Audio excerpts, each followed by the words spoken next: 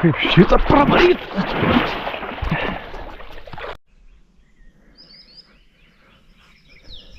Reiks viską aplinkui nusinešt ir toliau varyt.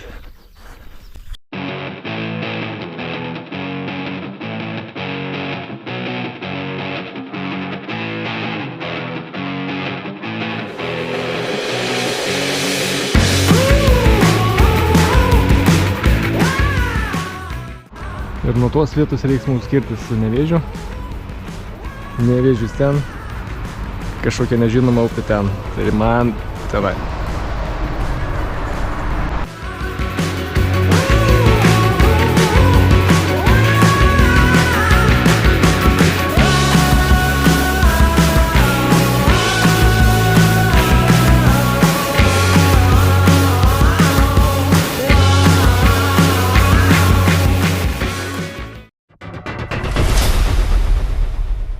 Cause the bass goes shaking the roof from the back to the center, making you move to the track you surrender, shaking the roof from the back to the center, got you scrunching your face closed up cause the bass goes shaking the roof from the back to the center, making you move to the track you surrender, shaking the roof from the back to the center.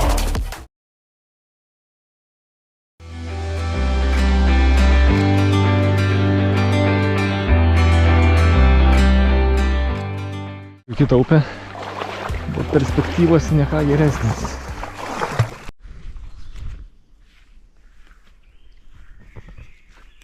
Sveiki. 5 diena.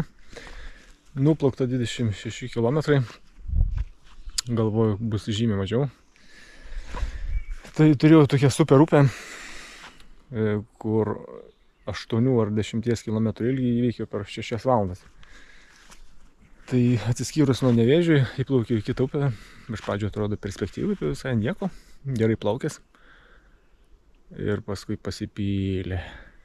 Tai medžių užvartos. Tai bebrų užtankos. Tai tetraedai, kas tik nori, drakono dantis. Tai brovus, aš kur tas liūtis. Šiaip taip. Audai puola, mašalai, bimbalai. Nu, žodžiu, kažkokia pragaro zona atrodo. Čia gal net matos, kad suvaryta visą.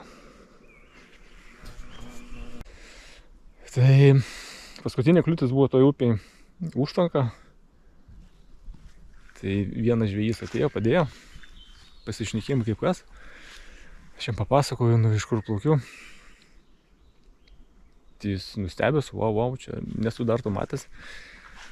Palinkėjom man sėkmės, aš jam padėkiau už pagalbą ir išsiskyrėm. Išplaukęs iš super upės, įplaukiau į upę Lievuo. Tai geras dalykas tas, kad šita upė dabar man pasroviui. Tai viskas tokie bus gal greičiau. Rytoj gal bus daugiau negu 26 kg kaip šiandien. Tai žiūrėsim. O ką, dabar 10 valandų. 10 valandų, einu vakarieniauti, ruoštis, miegot. Ir viskas. Iki.